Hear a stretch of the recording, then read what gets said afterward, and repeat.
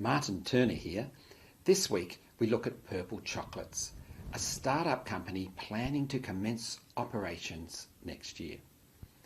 We put ourselves in the position of the CEO of Purple Chocolates, deciding whether to go ahead with starting the business, and the accountant provides us with a cash budget, then a budgeted income statement, and a budgeted balance sheet. And when we see these budgets, we ask ourselves the question, how can we budget both for negative cash flow and substantial profit? We also look at the potential reasons why we might budget: short-term planning, co-ordinate, communicate, delegate, and motivate, and ask ourselves, can using budgets realistically do these things? And then we look at using balanced scorecards, where we consider more than just the financials. First, let us look at Purple Chocolates. Welcome everyone, Martin Turner here. This week we'll be looking at budgeting and reading people's step 5. Many people really enjoy reading chapter 7, particularly after some of the challenges of some of the earlier chapters. I really enjoyed reading chapter 7. It was probably my favourite chapter to read out of them all. I've always wondered about budgets. I definitely got a lot out of this chapter. I might even revisit this chapter at a later date to refresh my knowledge, as I find this topic very interesting. It was my favourite chapter so far. Not everyone thinks that way, but quite a lot have found it, and often too because of a lot of practical experience with dealing with budgets, seeing how they actually work. What we're going to look at today is we're going to look at Purple Chocolates, which is a startup, our startup company, which will be starting up next year and we'll be looking at budgets in that context. Then we'll be having a look at why budget and some of the reasons why we might do it.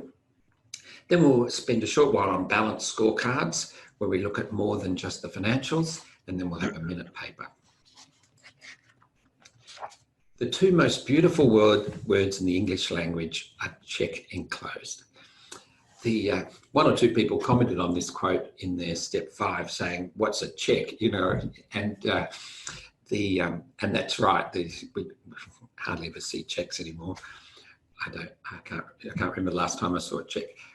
So we could change it to funds transferred nowadays, but that's cash. Cash is a great. When you get your cash from your customers, however you get it, that's great. And cash in very much is the lifeblood of businesses. And there's only one way to go broke, and that is to run out of cash. So cash budgets are important.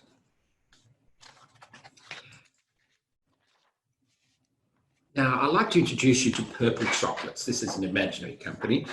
And I'd like you to put yourself into the position of the CEO of this company. It's a startup, and you're planning to start up beginning next year. And the concept you've got is to produce chocolates just down the road, actually, and around the corner from the Cadbury chocolate factory down near Hobart. And so Purple Chocolates, you're going to put a couple of secret ingredients in that you've got. You've got plans to steal some of the staff from Cadbury's and set up yourself around the corner. And you'll be selling chocolates both at the door, you know, like Cadbury's does, sell some chocolates at the door with people passing by, but also primarily to supermarkets. So you've got this plan.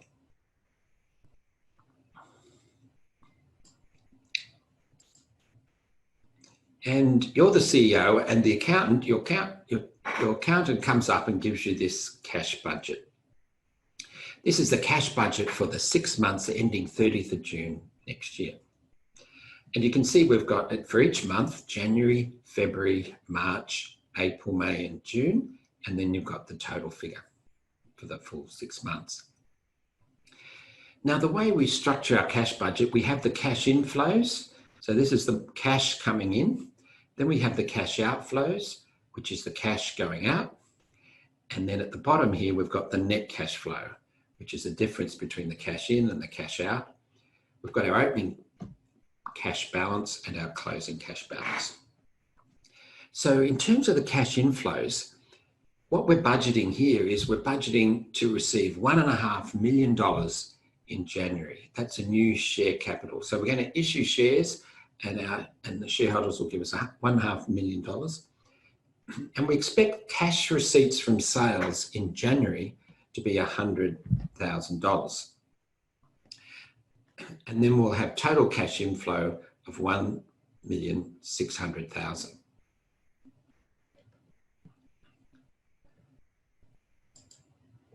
Now, in terms of our sales budget, you can see that in January, we're forecasting that we'll have $100,000 cash sales, but we'll also have $100,000 credit sales. The cash sales are at the door where we're selling chocolate to people as they're coming by. And the credit sales are to supermarkets. And we're going to give them 60 days credit. So in other words, sales today, they pay us in 2 months' time, 60 days. So we've actually got total sales of $200,000 we're budgeting for in January, 100,000 cash sales, 100,000 credit sales. And you can see we have the cash receipts from sales as 100,000. That's the cash sales in January. Then we've got some cash outflows. Direct materials, $0. Direct materials is like sugar and milk and all that sort of stuff. Direct labor, $75,000. Overhead, $0. And purchase of equipment, $1 million. So we're planning to purchase equipment in January, $1 million, and direct labour costs $75,000. Total cash outflow, $1,075,000. So we've got the inflow of $1,600,000, outflows of $1,075,000, and so we've got net cash flow of $525,000, which is $1,600,000 minus $1,075,000, $525,000. Our opening cash balance is $0. We have no cash in the bank at the beginning. And at the end, we have $525,000, which is $0 plus our net cash flow. That's our $525,000. Now in February, we're budgeting for no share capital. We're just doing that only in the first month. And our cash receipts of sale, we're budgeting to be $200,000. So if we go to our sales budget, you can see in February, we're budgeting to increase the cash sales to $200,000, and then also the credit sales $200,000, total sales $400,000, but the cash is $200,000. So our cash inflow in February is $200,000. Now, our cash outflows are direct materials $300,000, direct labour $150,000, overheads $300,000, and there's no purchase equipment. Cash outflow is $750,000.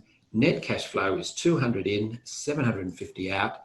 That means $550,000 negative. Our opening cash balance is our closing cash balance of the month before, $525. $525 minus $550 is minus $25,000. And we do the same in March.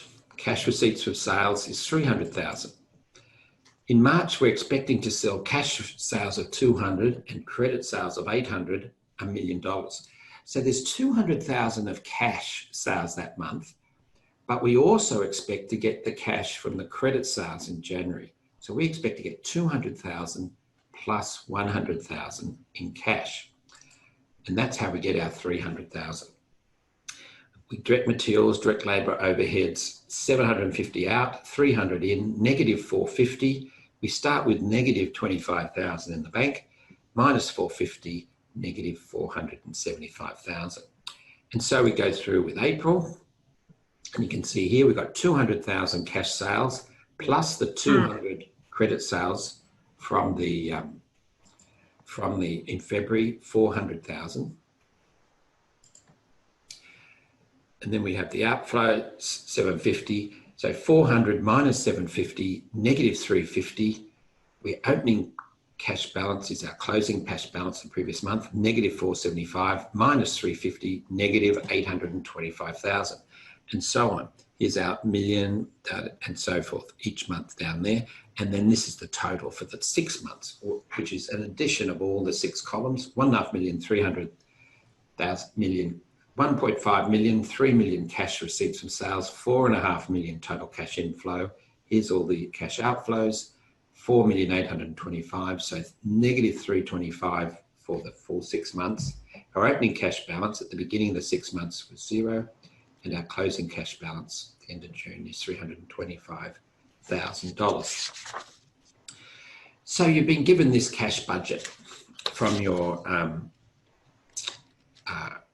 accountant, and it's showing that you're going to, run some pretty big negative cash balances, and you're going to lose $325,000 in cash during the 6 months. Negative cash flow of $325,000. Now, my question for you is, would you like to invest in purple chocolates? Would you like to invest in purple chocolates? Yes or no? Here we go. We can vote now. If you need to link into, the slides on Moodle. We've got 4 responses so far. What would you like? Negative 3 cash for the first 6 months, 325. Yes, no, not sure. What would you like to do?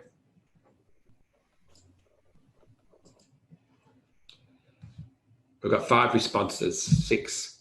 We've got 54 participants at the moment. So let's see. Everybody can vote. Yes or no. It's compulsory voting here. So get onto the slides in Moodle. Go onto Moodle and click on the Echo 360 slides.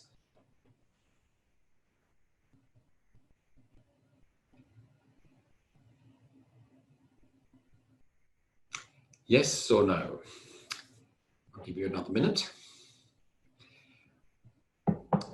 Great investment opportunity. Going to make these great chocolates. We'll compete with Cadbury chocolates. Probably get some passing trade by the door. They'll come into us thinking we were Cadbury Chocolates factory, and then and then selling to supermarkets. So good, great business. What are you going to invest? Yes or no? Negative cash flow of 325,000. We've got 11 responses. I think we can do better than that. I'll give you another 30 seconds. You go on to Moodle if you're unsure how to do it, and click on the Echo 360 Week 10 lecture slides. We've still only got 11. You can see there's the Moodle, and you go to Week 10, Echo 360 Week 10 lecture slides, and then you can respond. Well, we seem to have got stuck on 11. Okay, what have people said? 4 yes, 4 no, 3 not sure.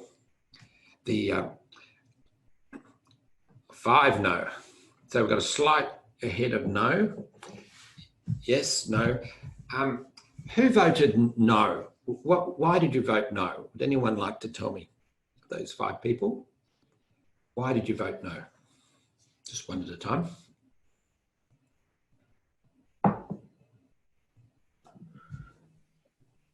Well, who's speaking? Well, I am Ian. So. Oh, sorry, Ian. G'day, Ian. Did you vote no? Yes, I did. And why did you vote no? Why did you vote no? Why don't you want to invest in purple chocolates? Well, because the cash budget is actually at a negative at the moment, so it wouldn't be very good idea to invest in it if it would be losing money instead of earning it. So because it's lost 325, is that a lot of money, 325,000? Well, yes, that's a lot of money. And not only that, you've put 1.5 million in as shareholders. You remember at the beginning, 1.5 million, and then you've got, that's all been used up, plus you've eaten into 325,000. So you're a bit worried that this could be like a cash burn, not good. Yeah. Yeah. And what about, but 5 people have voted yes. So who's voted yes? Thanks for that, Ian. Who's voted yes? And you can keep voting, everyone. We've got 13 in. Who voted yes? 5 people voted yes, just one at a time. Who voted yes? I voted yes based on, let's just Oh, say. who's speaking? Is this Tash, is it? Yeah. Yes. Tash, you voted yes. Why did you vote yes? So let's just say this is the outcome from having coronavirus, right? So people are still trying to get back on their feet, things like that. So that's how I look at it. Oh, we're in a world without 2021. coronavirus at the moment. We're in an imaginary purple chocolates world starting up next year. That's right. How will we sell it at the door? I suppose we would be able to, but you know, I know everything's so confused. So you're just thinking, oh, we're going to lose money because it's coronavirus. Everything will come out good in the end. Is that what you're saying? Yeah, and from a company perspective, like 325,000 actually isn't a great deal. Like, you go back to the company I'm doing for my assignment, Arla's, and I'm not saying that they're in a pickle or anything financially, but this Cadbury company could be doing a lot worse. Purple chocolate, I should say. Could be doing a lot worse. Excuse me, purple chocolates. So for the moment, I think they're doing all right. You think it's okay? You think so? Well, 5 yes, 5 no, and not sure. So it's a bit of a split vote, isn't it? So you're the CEO, and different people have got a different view. You're the CEO, and you're really trying to decide whether to go ahead with this company and put the 1.5 million. And so it's a bit of a split vote on the cash flow statement. Well, your accountant then gives you this budgeted income statement for Purple Chocolates for the 6 months ending 30th of June next year. And we'll just show for the full 6 months. We won't break it up into months for this one. And this gives you your sales. Cash sales, $1,100,000. Credit sales, $3,900,000. Total sales, $5 million. This is for the 6 months in 30th of June. Less cost of sales, which is direct materials, $1,650,000. Direct labour, $825,000. So $2,435,000. Gross profit, $5 million less $2,475,000. $2,525,000 gross profit. Less depreciation of machinery. Now we bought that machinery, $1 million, $50,000. Less overheads, $1,650,000. Net profit, $825,000. Net profit, $825,000 for 6 months. So you've got the cash flow budget. Now you've got the budget income statement. Would you like to invest in Purple Chocolates now? Yes, no, still not sure. Everyone can vote, including those who didn't vote last time. We've got lots of participants. So here's your chance. Yes, no, don't know. I'm still not sure. 6 have voted. I'll give you 30 seconds.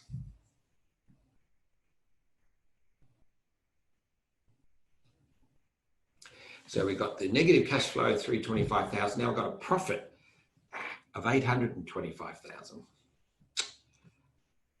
Yes, no, still not sure.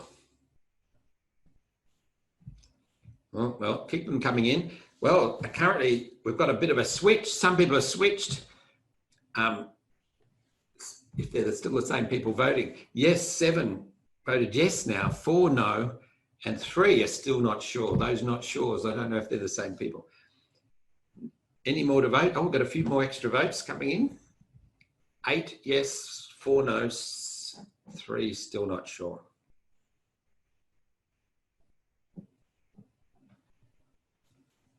Well, who voted yes this time? 8 of you, just one at a time. Who voted yes? I did again. Who's that again? Is that Tash, was it? Yes, Tash. Tash. Well, no one else wants to talk, so you can tell us. You voted yes again. So you voted the negative cash flow. Now you got the profit. Why did you vote yes? Well, if you go back to figure 7.1, they were only up by the 325. Now they're up by 825. So all round, you're up. You think the profit, that trumps the cash flow. You didn't mind the negative cash flow anyway. But the profit trumps the cash flow, eh? Is that what you're saying? cash. Pretty much. I think so, yeah. You're losing the cash, but you got the profit, you know, so yeah. Anyone else vote yes? Anyone else want to comment who voted yes?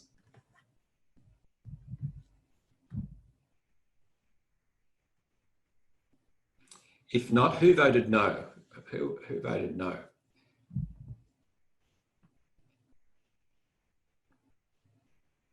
Oh, yes, went up one vote. Obviously, Tash, you managed to persuade someone to vote yes. Was it 9, 4, 3? Who voted no? There's 4 people vote no. I voted no. Is that Annie? Hello, Annie. Why did you Hello. vote no? Why did you vote no? Purple chocolate. Great idea. So I voted no because I saw the profit and it was only like 800,000 or so, and they lost over $300,000 out of that $800,000 profit. So I was like, nope, too much money. Yeah. Well, wait a second. The Tash said the profit was 825. That loss of cash was less, but you're saying you're focusing on the negative cash flow, negative cash of 325,000. That's like real money that's gone out that you've lost, rather Yes. than the profit. Yes. And there's some people still not sure. So, look, you know, purple chocolate is a great investment opportunity that I'm giving everyone here. And there's a few people who are interested, but quite a lot who aren't still. So the accountant has given you 2 budgets, a cash budget and a budgeted income statement. How can we have a negative cash flow of $325,000 for the 6 months ended 30th of June and also make a profit of $825,000? How can that be? How can both those 2 things be happening? What gives? Which one is right? I'll give you 2 minutes. Write your thoughts on this. How could we have negative cash flow in our budget of $325,000 and a profit of $825,000? What gives? Which one's right? Like, is this business going well or is it not going to go well based on our budgets? I'll give you a few minutes. Just sort of give us your thoughts. How could that be? How can you lose cash like that and make a profit? Is that possible?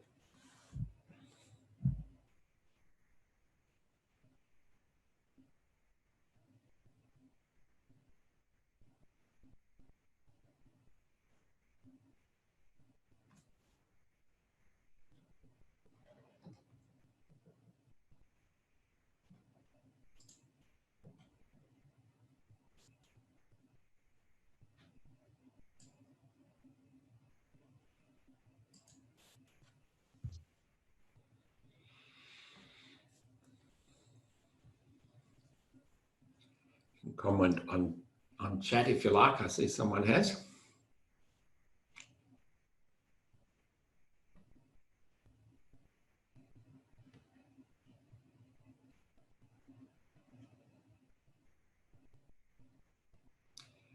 Well, we've got 2 responses here. Keep them coming in. Keep them coming in. How could we have negative cash flow of $325,000 and make a profit of $825,000? What gives? Which one is right? The cash budget is written on a cash basis, while the budgeted income statement is written on an accrual basis. Remember we studied accrual accounting? We studied accrual accounting at the beginning of the term. Accounting's based on accrual accounting. That's a profit, but the cash budget is based on cash. The difference is the timing difference in credit sales. They're both right. Well, there's more differences than just the credit sales, but we'll have a look at that difference. The profit figure includes all revenue, not just cash. That's right. Both of them is right. It's because of time lags. That is why these things happen. Time lags, I suppose, between getting the cash and recognising the transactions. Perhaps they are both correct. They're still paying off items such as machinery that make the chocolates. Oh, so they've been buying machinery and so forth as well. Well, let's have a look at the revenue. What are the sales here in the budget income statement? They're $5 million for that 6 months. What are they in the cash? The cash receipts from sales are $3 million. Wait a second. We've got $3 million cash receipts from sales in the cash budget, but we've got $5 million of total sales. How can that be? 3 million to 5 million? That's a $2 million difference. Well, you can see the $5 million in the sales budget, the $5 million total sales is made up of credit sales of $3,900,000 and cash sales of $1,100,000. And we only get the credit sales 2 months later. So we haven't got the May or June credit sales in cash yet. So there's the $2 million difference. That's why the cash receipts from sales are 3 million and the total sales are 5 million. We've got 2 months, May and June, of credit sales that we're budgeting for that we haven't received the cash for. So that's a reason, $2 million, that's one of the reasons for the difference. But the difference is actually negative 325 and plus 825. So the difference is around about 1.15 million. So that's $2 million difference. There must be other reasons as well. What are the direct materials? The direct materials total 1,500,000 in cash budget. What are they in the income statement? 1,650,000. How come the materials are more in the income statement than they are in the cash flow statement? Why is it only 1.5 million here of direct materials cash outflows for the 6 months, and yet we've got in the income statement 1,650,000? Would anyone like to give me their thoughts on why those two numbers are different? Martin, it's Jennifer here. Hello, Jennifer. Would it be because direct materials are linked as a variable cost to sales? Well, yes.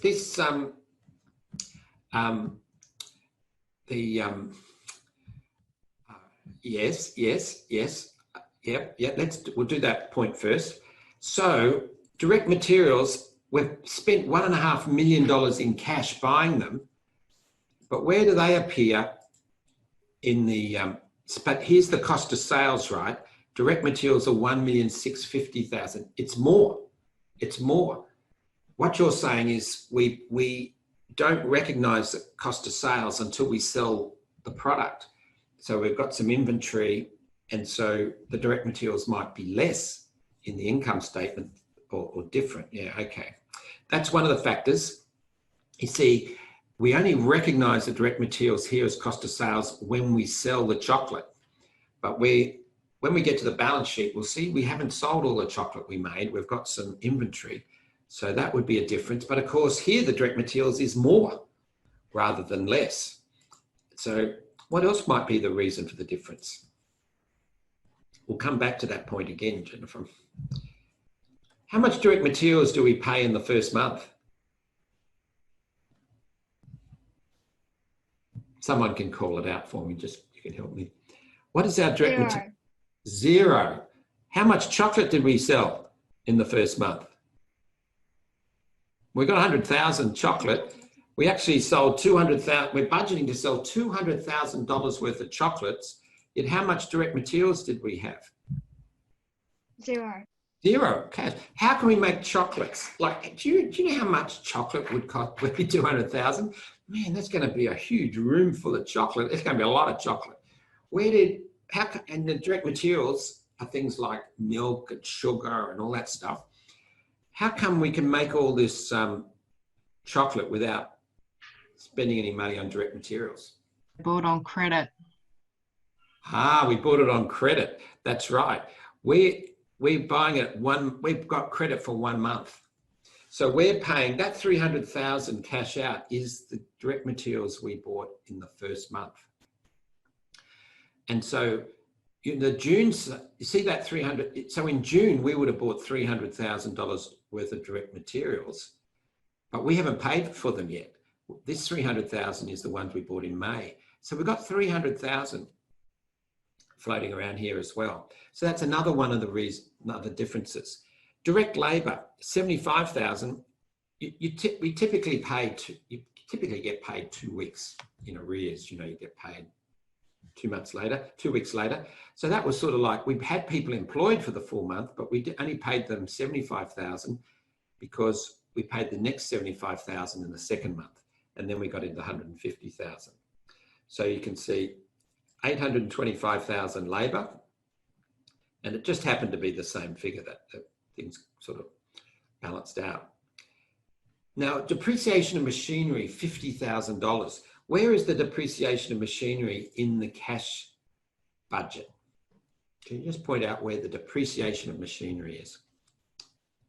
Not there because it's not a cash expense, but it is rolled up in the purchase of equipment. That's right. Depreciation doesn't involve any cash. All it is just writing in the books $50,000 depreciation. So that's another reason for the figures to be different. And then we've got overheads, 1,650,000. And the overheads here are only 1,500,000. The same sort of issue. We're paying the overheads 1 month later. So there are timing differences. I think, Ian, you said that in your comment. Timing, or someone said that in their comment. Where was it? So there were some timing differences. And also the revenue was different because, again, we recognizing the revenue of the credit sales, you know, when we made the sales, but because we're not getting the cash for all those credit sales later, they're not in the income statement, but the cash flow statement. So the cash budget is written on a cash basis, while the budget income statement is written on an accrual basis. That's right. One of the differences is the timing differences in credit sales. That's right. They're both right. Yeah, that's good. And we saw that, so the sales and also various expense items are different because accrual accounting in the income statement budget income statement, we're recognizing them not when we get the cash, but when we... And then, and we also saw, as Jennifer pointed out, that for product costs, that is the direct materials, direct labour and so on, we only recognise this as expense in the income statement when we sell the product. The profit figure includes all revenue, not just cash. That's correct. Both of them are right. It is because of the time lags. That's why these things are different. Because profit is revenue minus expenses, whereas cash flow is the cash that moves throughout the business. I think profit is more important. Oh, who made this comment? Who said, I think profit is more important? And they explained. Why do you think, who made that comment? Why do you think profit is more important? Or we know you're out there. Who made that comment? You're one of the people who voted for the profit for investing, I presume. Do you want to comment on that? Or do you want to? While we're waiting for you, perhaps they are both correct. They are still paying off items such as machinery that make the chocolates. So we've talked about how revenue and expenses can be in a cash. We're just doing when it paying the cash, but in the profit income statement, we're looking at the economic substance of the transactions under accrual accounting, but also we're building up some assets, and that's what this person's saying. They such as machinery. Also, we'll see there's some other assets. We'll get to that in a minute. Because company receives cash outflow in the next few months, so in future, company will make a profit.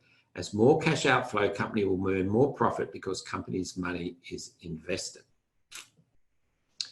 Yeah, but we're losing, the cash outflow, we're losing the money at the moment. We had negative cash flow of 325,000. And that was after we put 1.5 million of our own money in. So we lost that 1.5 million we put cash in, and we lost another 325,000. And that's real cash, real cash. That's like money in your pocket, you know. It's not like profit, which is just, you know, all sorts of assumptions. That's real money. You know, that's like it. There's a lot of them in all the money, that 325,000 plus the 1.5 million. profit is based on all types of revenue, whereas cash flow is just cash revenue and expenses. So people have identified a number of the issues, which is very interesting. But let's have a look at the third.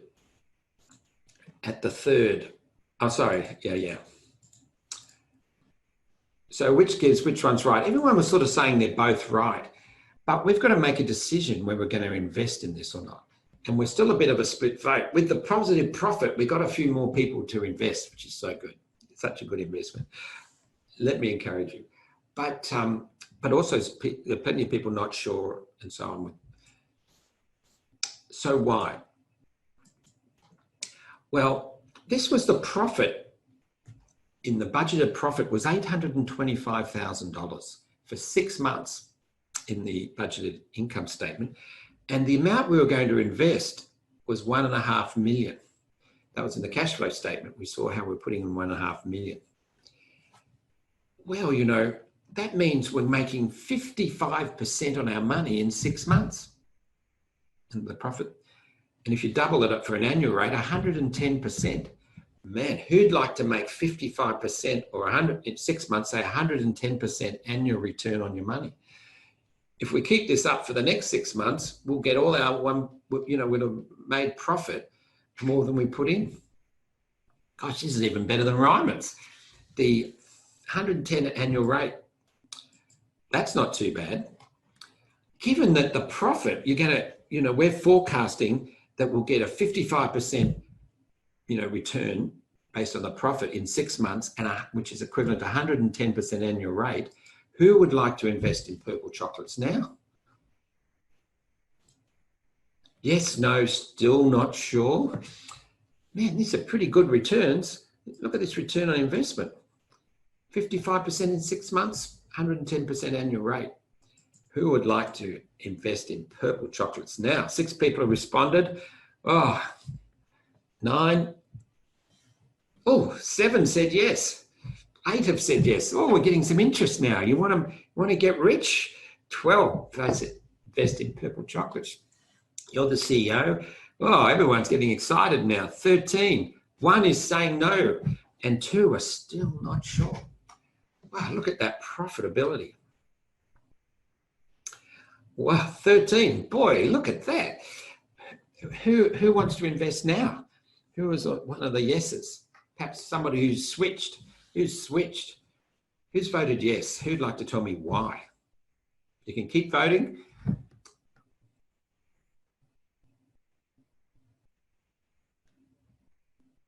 Who voted yes?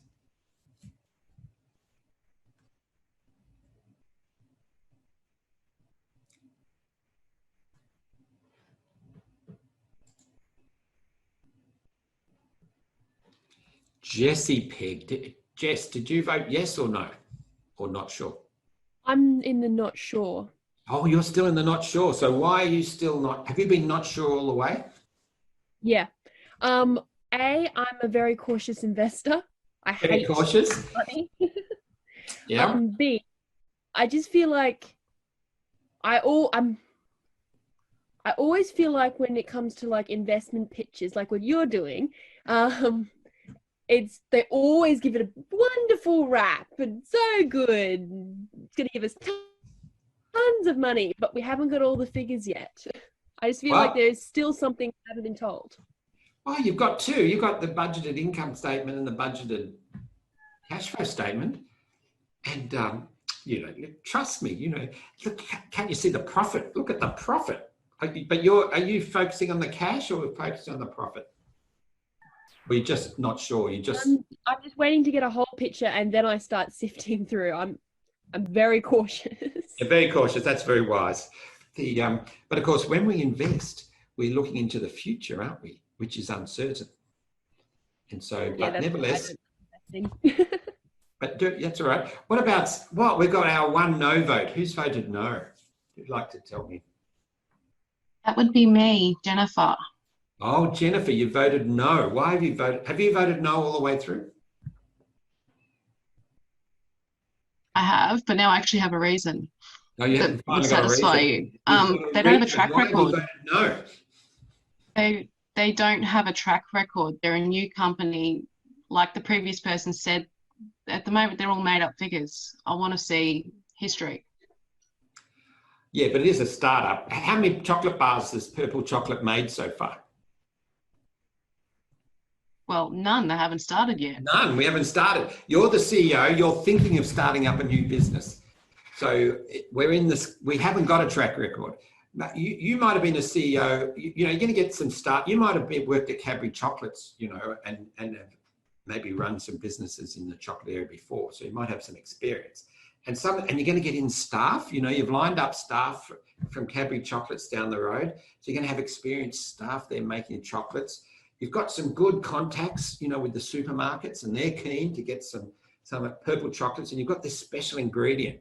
You've got this you're putting caffeine into the chocolates. And caffeine, man, look at the coffee. People are queuing up for coffee during all of this. They love the caffeine. So a little bit of caffeine in the Purple Chocolate is going to be so good, So, we haven't done it yet, but, there's some reasons to be confident in these projections, Well, it'd be different if I was the CEO of my own company. Of course, I would back myself. But you're asking me as an outside person, would I invest in this company? And the answer is right now, no. Oh, yeah. Well, you're the CEO and you're deciding whether it's going to be your own money you're putting in, but you're going to run it and you're deciding whether to go ahead. Now, but, you're an outlier now. I've managed 14 people have come on board to my sales pitch, Jennifer. So who's voted yes? Who'd like to tell me why they've voted yes now? After I showed you this, I showed you these returns, the profit over what you invest. You can sort of get your money back in a year. So who's voted yes?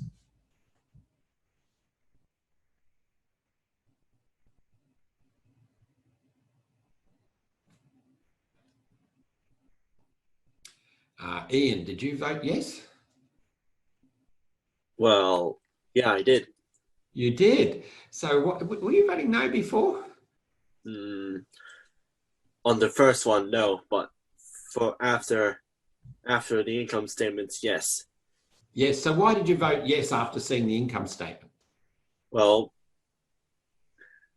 for seeing the income statements, because it has a much higher value of profit than the cash budget, because, well, the cash budget is usually just a figure of what you are going to see in the future, and the income statement is what is. Sorry, I don't know. No, I see where you're going. You're saying you believe the profit figure, and that the cash is just, the cash, like Ryman Healthcare has had negative cash flow for the last 20 years, negative free cash flow.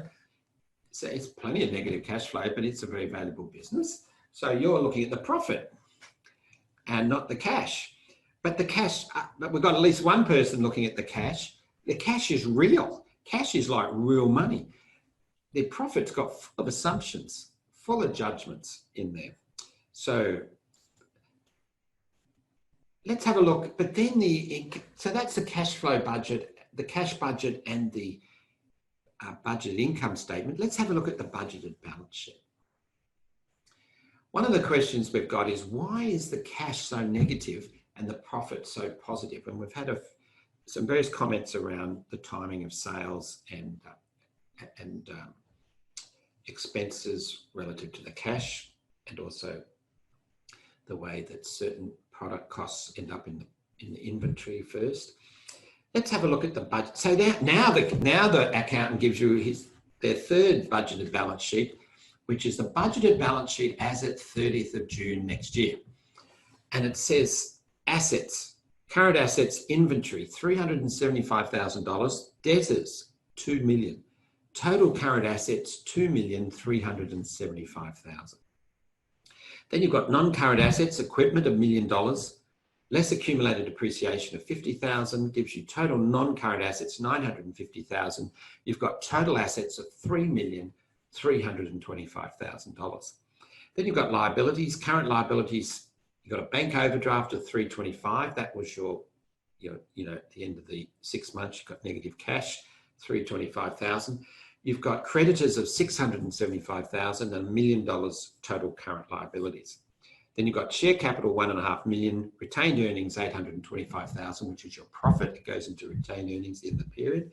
Total equity, 2,325,000. Equity plus liabilities equals 3,325,000, so it balances nicely. So you get this budgeted balance sheet. So inventory, $375,000. How much inventory did you have at the beginning of the year? Who'd like to answer that? Just call out. Is it 0? 0. Yeah, who was that? Tash. Jennifer. Yeah, we had no inventory at the end of the year. At the beginning of the year, we had nothing. Didn't have anything. We had 0 of everything. So we've built up some inventory. So we've incurred expenses to, the direct material, direct labour, so had some overheads. We've put, that's $375,000 we've got of inventory of chocolates, which we can sell for more than that, we hope. So we've built up an asset. And what's this debtors, 2 million? Where does that come from? What do you think, Tash? You're on a roll. Where's that come from? That wasn't me that commented just before. Oh, wasn't it? Oh, who commented just before? Oh, Tash, anyway, what do you think? $2 million debtors. Where'd that come from? Debtors are the customers who have to still to pay us. Let's have a look. Where did that come from? Our credit sales. You see how we had credit sales in May and June of $1 million each? These are budgeted figures. So they haven't paid us yet. They're our customers who because they've got 2 months to pay, they haven't paid May and June by the end of June. So that's $2 million the customers owe us. These are the supermarkets. So that's an asset as well, 2 million. So we've got $2,375,000. We had no current assets at the beginning of the year, so we've built up some assets. And this equipment, $1 million. We've got accumulated depreciation of 50,000, which was in the income statement. So our total non-current assets are 950. What non-current assets, what equipment did we have at the beginning of the year?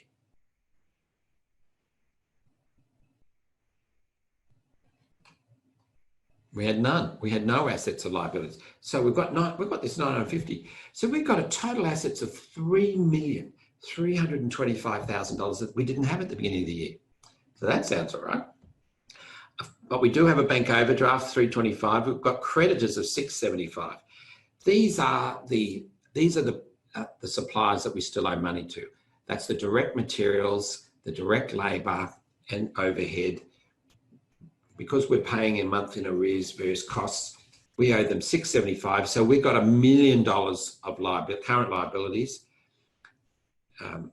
That's our total liabilities, 1 million. But we have share capital, 1.5 million. That was the money we put in at the beginning of the year. And we got retained earnings of 825. That was our profit for the period. Total equity 2325. So what does this balance sheet tell us? That was our 2 million credit sales in May and June. Oh, there you go. I had it all set up.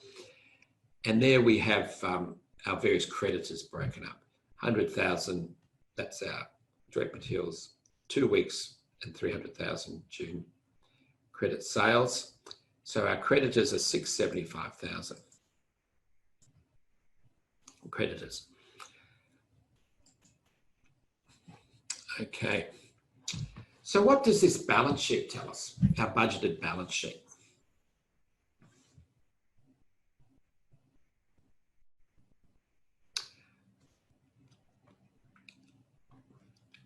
Well, we lost a lot of cash, $325,000 cash, and we made a profit. And you can see how the accounts are all interconnected. The retained earnings, that's our profit for that period, went into there.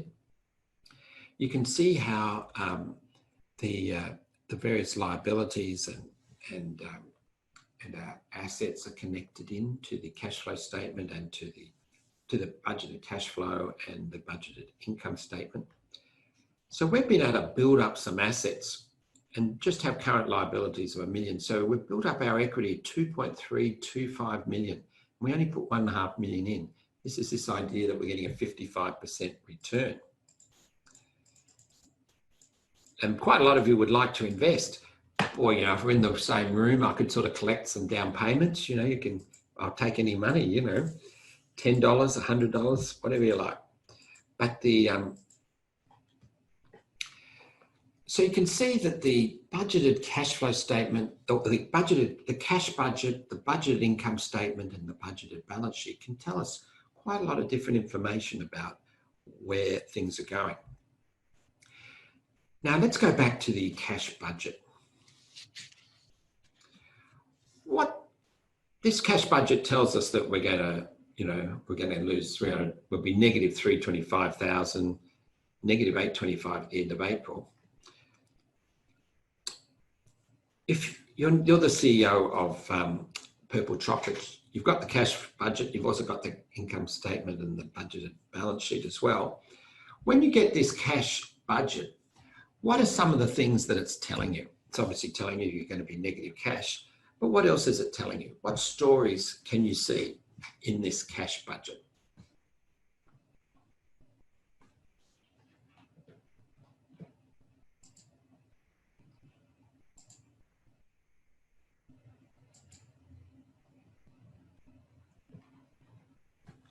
Daniel, are you there? Daniel, what does this tell you? Is it just a lot of numbers, or is there some stories there you can see? Maybe they started pretty recently because they don't have any direct material cost in January. Well, we don't have any cash going out on direct materials. Yeah, this business starts on 1st of January next year, right? So we got nothing on the 1st of January. And anything, the accounts are completely empty. And but that's right, we didn't pay any cash in direct materials in the first month, but we know that we bought direct materials because we've made all this chocolate that we've sold, but we pay for it a month later. That's why there's zero in the cash. So we are in fact buying direct materials in January and making chocolate, but you're right, but we don't pay for it. See, the February cash going out in direct materials is actually buying that month's, the direct materials we bought the month before. But that's right. What else, Daniel? You're on a bit of a roll. Anything else? Any other stories you can see from all these numbers? They spent money on equipment in January. Yeah, they bought a whole lot of equipment, $1 million. They put $1.5 million in share capital, and then they spent a whole whack of it on equipment. You've got to have some equipment to make chocolate, don't we? You got to have all the vats and the stuff and everything. So $1 million, that's right. That was quite a bit, wasn't it? $1 million. What else? What else have you noticed? Anything else? Oh, anything else? Other stories that tell you? They don't have a lot of actual money, like spending money. What do you mean? This closing cash balance, they've got 525,000. In the other years or months, I mean. Yeah, these are negative numbers. So what does that mean? Have you ever had a negative bank balance? They don't have actual physical money. They have to borrow it. Well, wait a second. It'd be all right at the end of January, but what's going to happen in February, at the end of February, when you're 25,000 overdrawn in your bank account? They're losing. They're taking money out of the profit of the previous month or something. Well, I think the bank's going to ring you up, aren't they? They're going to say, Daniel, your company, you're trying to make payments and you haven't got any cash in your bank. Excuse me. So what's going to happen? According to me, there's a difference in opening cash balances. I think total is not matching in this one. And sorry, who was that? Opening cash balance and closing cash balance, the total is not matching as we are calculating it. As opening cash balance in January, it was 0 and the total was also 0. Who's speaking? Himanshu Singla. All right. So are you saying that the closing cash balance, that's the opening back? See the closing cash balance in January? Yeah, but but I am talking about the total. Of the total for the month, for the 6 months? Yeah. Yeah. So the net cash flow for 6 months is 325. That's all that added up. Okay. The zero is the zero at the beginning of January, because it's 6 months, isn't it? So it goes zero. And then the closing is the end of June, 325. So that total there is the opening January and then the closing at the end of June. Okay. Does that make sense? Yeah. Yeah. Thank you. That's all right. That's good. Well, if you're the CEO thinking of starting up this company, one of the things this is telling you is that you're going to run out of cash in February. Is that right? So what does that mean if you run out of cash? What happens if you run out of cash in February?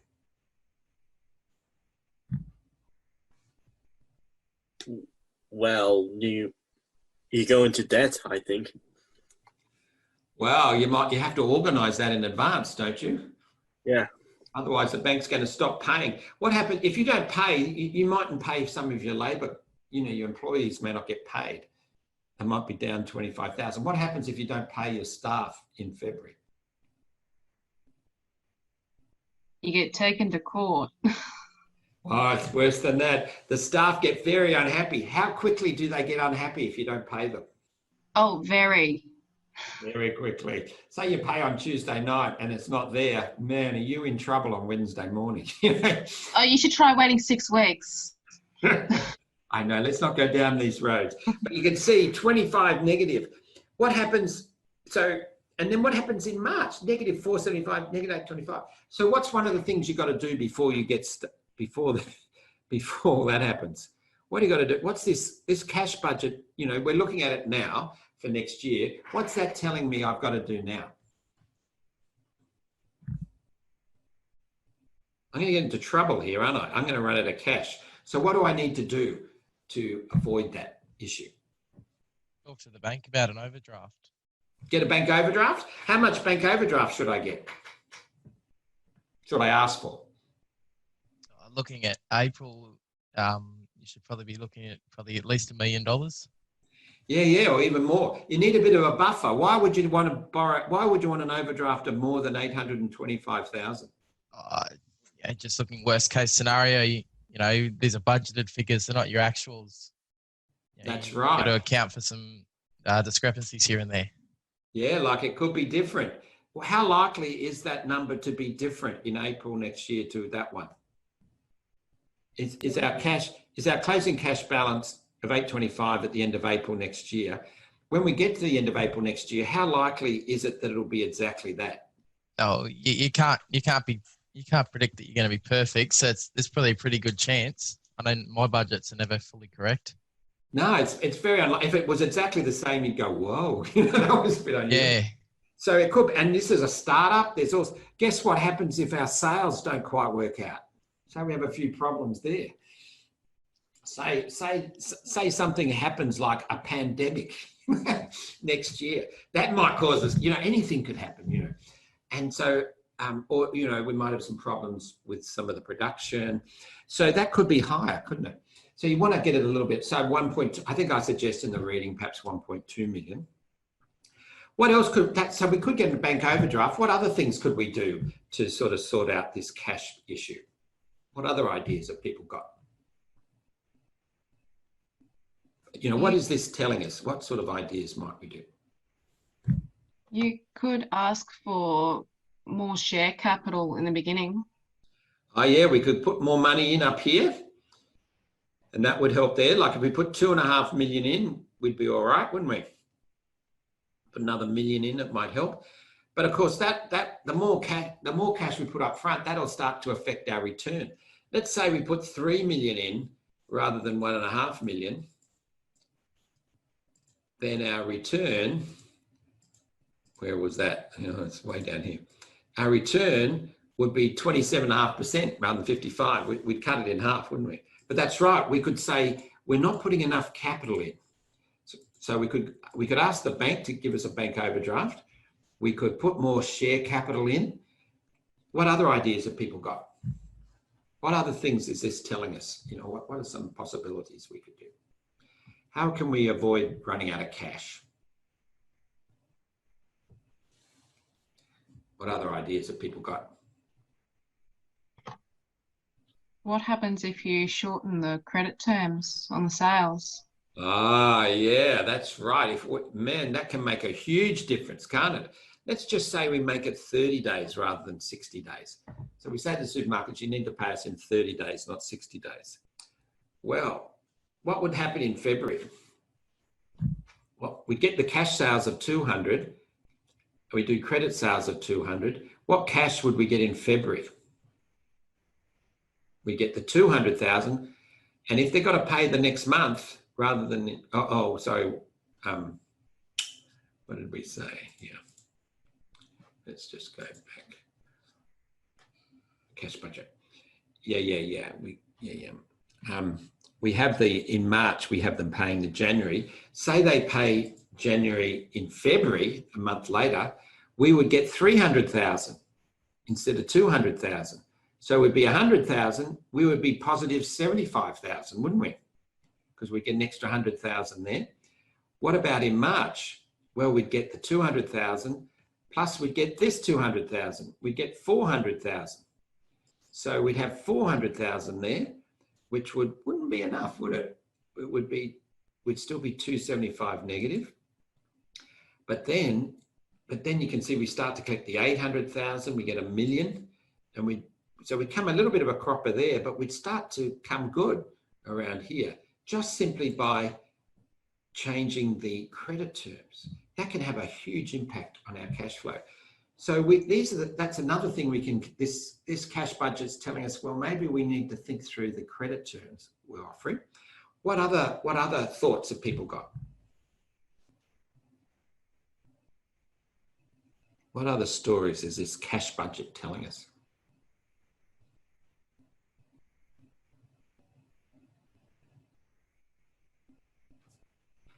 Well, one person noticed that we're paying $1 million to purchase the equipment. Now, that's a lot of cash. What other options have we got besides purchasing the equipment?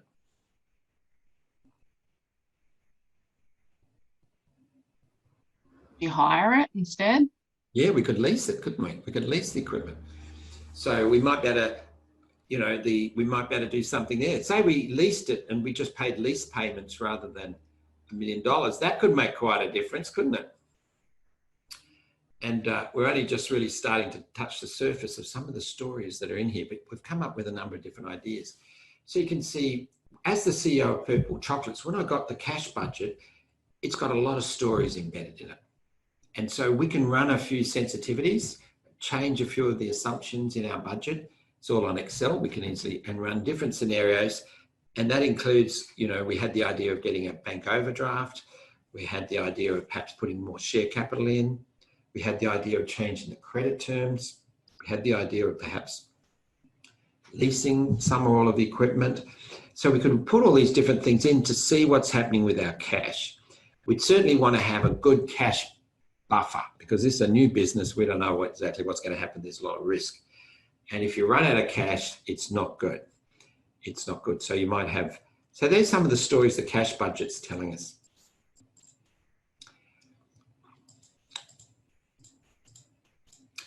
But what a great investment.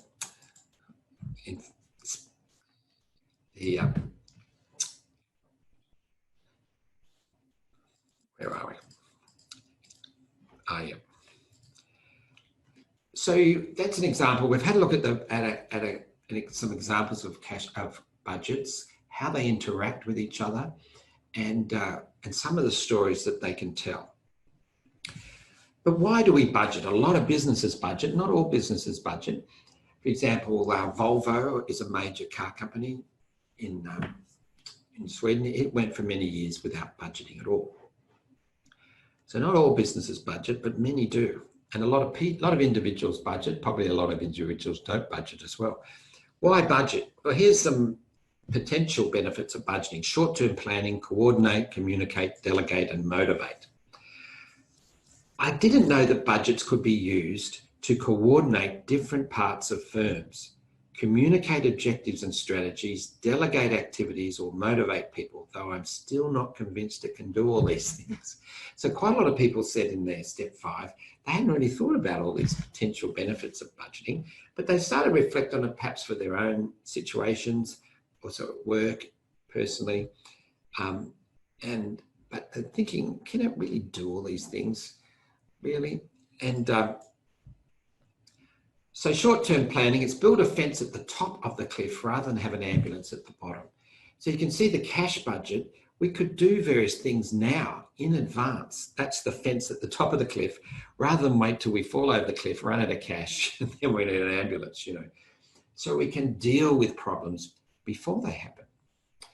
See, if you've got time, see, we could decide to put more capital in up front.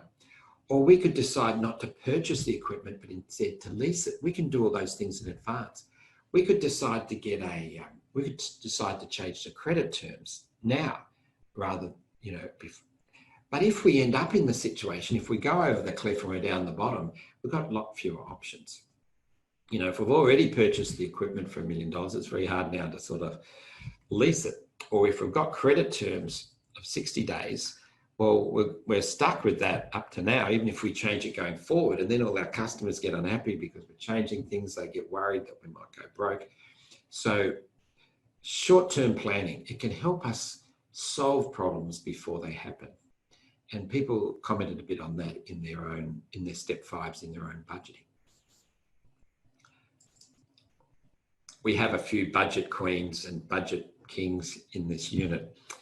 Co-ordinate. I don't understand how budgets can help different parts of a firm coordinate their activities. The reading states that budgets can make clear what is expected of different parts in an organisation and how they need to talk and work together, but I still don't understand how a bunch of numbers can do this. How can these budgets help us communicate or coordinate with each other and connect? And so as we break up the budgets into different parts in an organisation, we can see that we talked about the sales and production budgets in the reading, that these can give a precision to figuring out how we coordinate different parts of the organisation, because everything has to work together. If you've got this great sales budget, I'm going to sell all this chocolate, but our production budget doesn't have us making as much as we're planning to sell, we're going to get into trouble. Alternatively, if we're budgeting to sell a lot less than we're making, we may end up with these huge inventories, which are going to really drain our cash. But people were wondering about that. How do budgets help us coordinate? Sometimes it's difficult to work together because people are individuals with different ideas and beliefs and also different backgrounds. Managers need to be open-minded. Plenty of people have had experience at work. It's difficult working together. You know, people are all over the place. And how do budgets help us coordinate and head in the same direction? When I think of a budget, it appears to me it is just a lot of numbers. So how can budgets, that's numbers, help managers to communicate their dreams with staff? That was another question the person had. In one of my previous roles in a web company, we traded online, but we held absolutely no stock. A number of people working in businesses like this. Essentially, what we did was order the stock as the orders came through our website. At first, I thought it was madness having this type of setup. As far as I was concerned, it would make more sense to have the stock ready so that we could ship it out as soon as the order came through, thus making the process much quicker. But this person went on later on to say they realised that this kept their inventory down. This helped their cash flow in the business. If you can get cash from your customers before you pay for the goods that you sell them, that's a great cash position to be in. That frees up cash in your business to invest in equipment or other things that you're doing. So you can look at the cash budget, you can look at the income statement, the budget income statement, the budgeted balance sheet, and see how they connect and be making decisions in your business based on you know, whether you're going to hold stock, whether you're going to order stock as orders come through, what are the issues.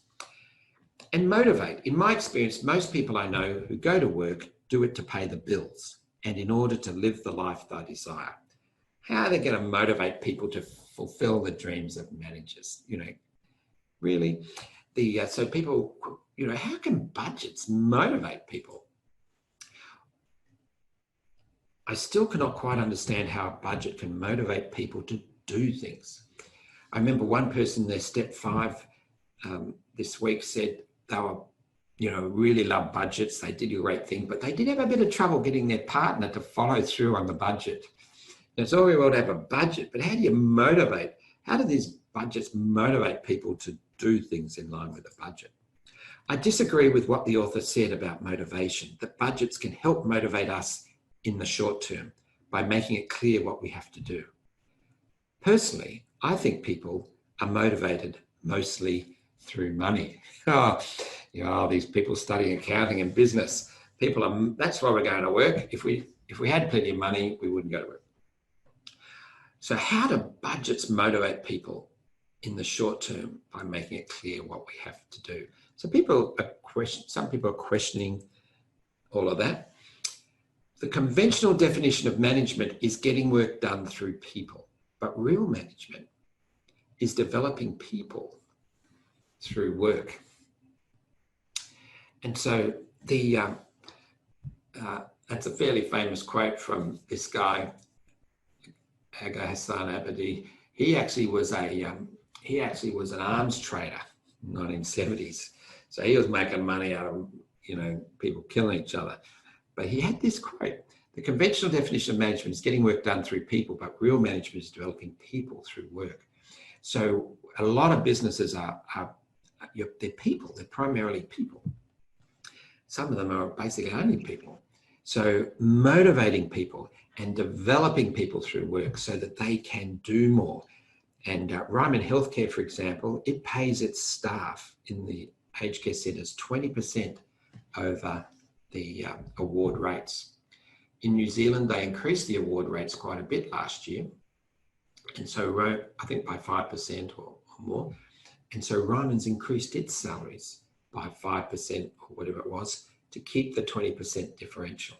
So they're paying their staff a lot more and they're giving the staff a lot of opportunities to train and increase where they're at. So there might be, you know, different levels of healthcare and they get sort of nursing qualifications or other healthcare qualifications, and then they can earn more.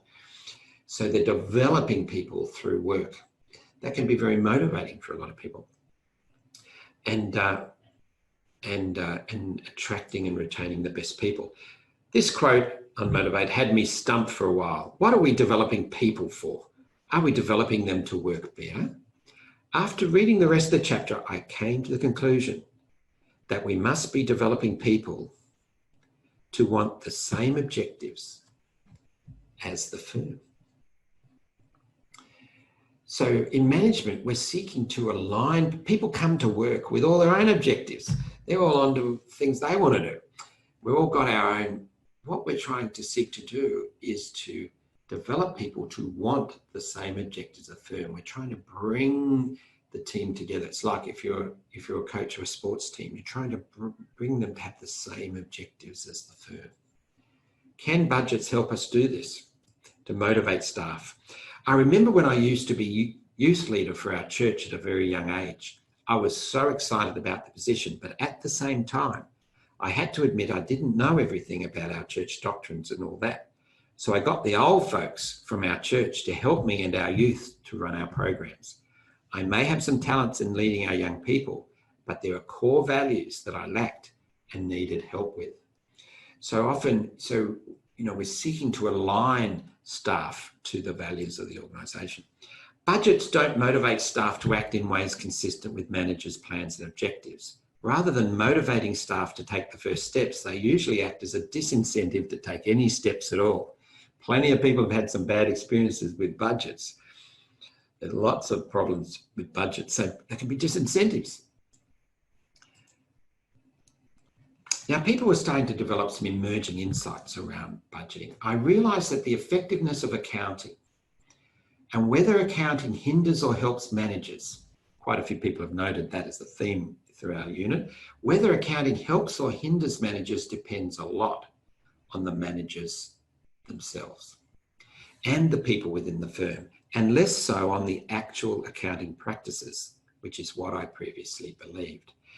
I posted something up from somebody, step 5 on this sort of point 2 up on Facebook the other day. More and more people are realizing that just like business, accounting is all about people. Now, there are various accounting practices and skills that we need to be good at, but say in budgeting, it's all about supporting the achievement of the objectives of management. And one of those is to help motivate people to do it. So a lot of people, some people have been getting that insight. It's not just about the numbers. It's also about people. For budgets to be meaningful, quality communication must be present in their preparation, in their use, and in their post-analysis. Yeah, so it's how we're using these tools. And that includes communication of the budgets in a way that connects to people, and also in the post-analysis, using in post-analysis. Other words ending in ate that could relate to budgets are hate, late, and extenuate. I thought that was very good. So we've got quite a lot of eights, but a lot of people have got a lot of bad experiences with budgets. Budgets can be used in ways that are really dreadful. Personally untouched and changed. I have the uneasy feeling that I haven't learnt much at all considering the time spent. The amount I've learnt would be roughly equivalent to an hour's lecture in a subject where the whole time is filled with content. I know, learning isn't content, but that's the primary way I learn. Well, learning is content, but it's more. When I have problems with understanding, I just ask a question. I like this. So some people, they're sort of not really going that deep into the concepts we're looking at. I'll be passive. If I've got a question, I'll just ask someone who actually understands stuff and get them to help me. And that's all right, particularly if you're doing administrative sort of jobs much more. If you want to get into more professional jobs and into more senior jobs, you've got to be able to think for yourself. You've got to be able to solve problems. You've got to be able to think critically. You've got to have a deeper grip on some of these concepts than just sort of the simple content. So there's some of the issues around budgeting that people have commented on. We also looked at balanced scorecards in the reading, and that's quite a common. It came in the 1990s, and it's quite commonly used in a lot of large organisations, particularly, where we look at the financial, customer, internal business processes, and learning and growth. So for our unit here, we might, you might look at the financial, which sort of could be like grades achieved. What sort of grades have you got or people got? And then the customer might be the formal student evaluations, which people are filling in at the moment in their first units. Encourage you to do it for ours. Do it for all your units over the next few weeks. And that's sort of like the customer feedback. Internal business processes. So we might look at things like attendance at lectures or at tutes. We've got 72 participants at the moment in this lecture, and there'll be probably 40 or 50 people look at the video. So we could look at those sort of measures of internal business processes and learning and growth. So here we might look at students completing their KCQs particularly. I've called them session preparation assignments there. But when you're doing the reading and I'm reading through what people have to say about their development and understanding and some of the concepts. So just like we could do a bit of a balanced scorecard for our unit, it's the same in a business. And there can be more to it than just the financial, or in our case, just the grades. All right, we got to the minute paper. I'd like you to take a minute now and answer these two questions. What was the most important thing you learned today? You might say nothing at all, or you might say some specific thing. What was the most important thing you learned today? One thing. And what questions still remain unanswered? I'll give you a minute. What was the most important thing you learned today?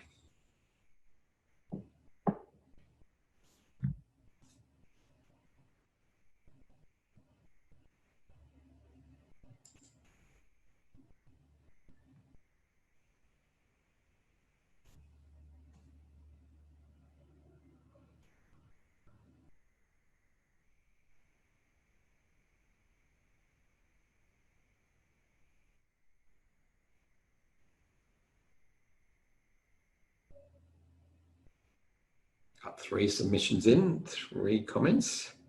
What was the most important thing you learned today? Just keep typing them in.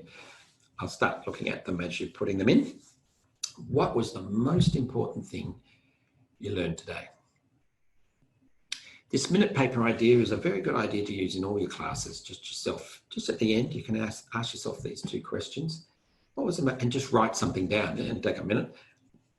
And there's research around that if you do that with each of your classes, you can increase your retention by like 50% from these classes, just by spending a minute extra.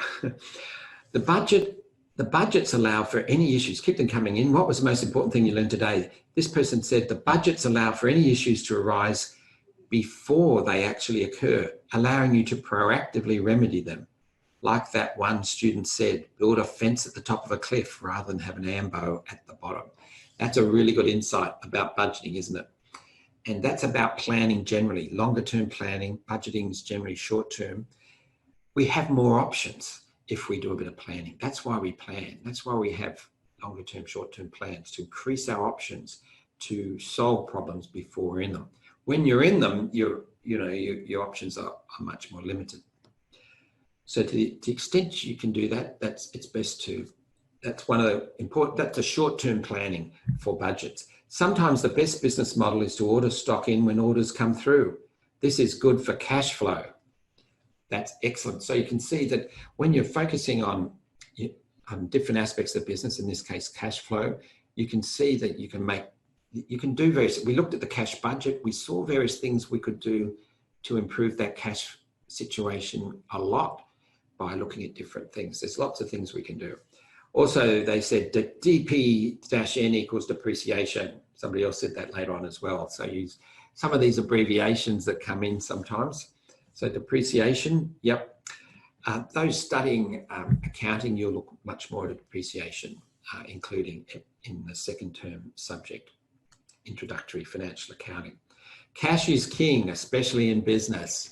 Cash, that's right. Cash is real. You can't muck around. There's no judgments. And also, if you run out of cash, you're finished. That budgets have more than one purpose. Yes, that's a great insight. So you can see some of the benefits of budgeting if done well. If done well. That's often a caveat. Budgeting is made up of a cash budget, budget income statement, and budgeted balance sheet, which help to give a more complete overview of the budgeted future of the business.